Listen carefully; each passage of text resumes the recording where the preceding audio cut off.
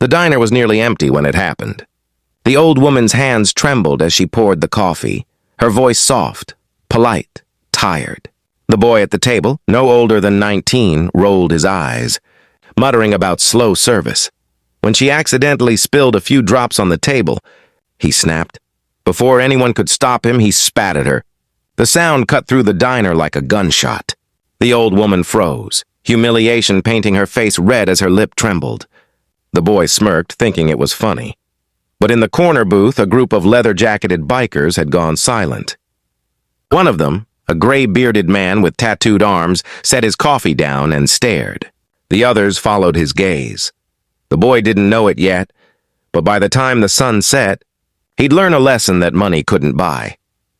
The afternoon sun burned through the wide diner windows, washing everything in a dull gold light that made the place feel more tired than warm.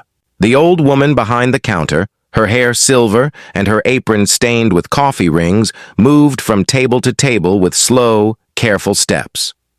Her name tag read Martha, and everyone in town knew her. She'd been working here longer than most of the kids eating burgers had been alive. At the booth near the window sat 3 teenagers, rich ones you could tell by the way they carried themselves. Their clothes were spotless, their sneakers too white for the dust of the road outside. The one in the middle, Tyler, leaned back with an easy arrogance, spinning his car keys on one finger. He had the look of someone who'd never been told no in his life. When Martha came over, he didn't even look up from his phone. "About time," he muttered, sliding the empty mug toward her with his finger. "Coffee, black, and maybe don't take another hour to get it here this time." She smiled politely. "Of course, sweetheart." Her voice was calm, gentle, the kind of voice that carried patience learned through years of swallowing pride. She turned to refill his mug, and her hand shook just enough that a few drops spilled onto the table. Tyler's smirk curled cruelly. "Unbelievable." He leaned back and laughed. "Can't even pour a cup right. What are you, 90? The diner went quiet for a second. Martha didn't answer. She simply wiped the spill and whispered, "Sorry, dear." That should have been the end of it. But Tyler's friends chuckled, egging him on. One of them whispered something, and Tyler grinned. Then, as she bent to pick up a napkin that had fallen to the floor, he did it. A sharp, ugly sound, and then a spit landed near her shoes. Gasps filled the diner. The laughter from his friends died quick. Martha froze mid-motion. Her shoulders stiffened, but she didn't turn around. She simply stood silent before walking away toward the counter. Across the room, the scrape of heavy boots broke the silence. 4 bikers in black leather jackets had been sitting in the corner, halfway through their lunch. The biggest one, gray beard, weathered face, arms like tree trunks, pushed his chair back and stood up. His name was Bear, and anyone from the county knew that name meant trouble when you'd earned it.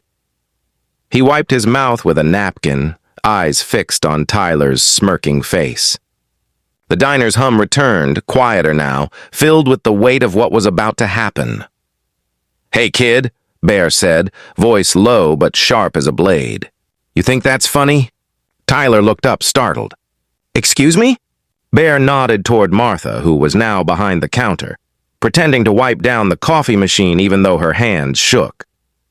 "That woman's worked here since before you were in diapers. You got no right treating her like dirt." Tyler tried to laugh it off, but his voice cracked. "Relax, old man. It's just a joke." Bear's eyes hardened. "Ain't no joke where I come from." The room went still again. The other bikers rose slowly behind him, the sound of leather and chains filling the silence. Outside, the wind carried the faint hum of engines waiting to roar. Tyler swallowed, realizing too late that his money and his name didn't mean a thing here. In this place, respect was the only currency that mattered, and he'd just gone broke. The sound of boots echoed against the diner's linoleum floor as Bear took a slow step forward. Tyler's smirk faltered, replaced by the uneasy twitch of someone realizing the ground beneath him was no longer safe. His friends shifted nervously in their seats, unsure whether to step in or run for the door. The waitress, Martha, glanced over her shoulder, her wrinkled face pale with worry. She'd seen tempers flare before, but something in Bear's eyes told her this was different. "Son," Bear said quietly, his voice calm but carrying the kind of authority that silenced a room. "You got two choices right now. You can stand up like a man and make this right, or you can find out what happens when you don't." Tyler laughed weakly, though his voice trembled. "You don't scare me, old man." He stood up, puffing his chest, trying to look confident. The move only made the bikers smirk. Bear took another step forward, close enough now that Tyler could smell the smoke and oil on his jacket. "You think being rich makes you better?" Bear asked. "That woman's been working double shifts since before your daddy learned to shave. She's fed half this town, probably even your family once or twice. And you spit on her?" The diner was dead silent. The cook peeked out from the kitchen, a spatula frozen in his hand. A family in the corner booth whispered nervously, while a trucker near the counter just shook his head, muttering, "Kid's done for." Tyler's friends slowly backed toward the door. "Ty, let's just go, man," one of them whispered, but Tyler was too frozen to move. Bear stared him down for what felt like forever, then turned to Martha. "Mum," he said softly, tipping his head with the respect of a soldier.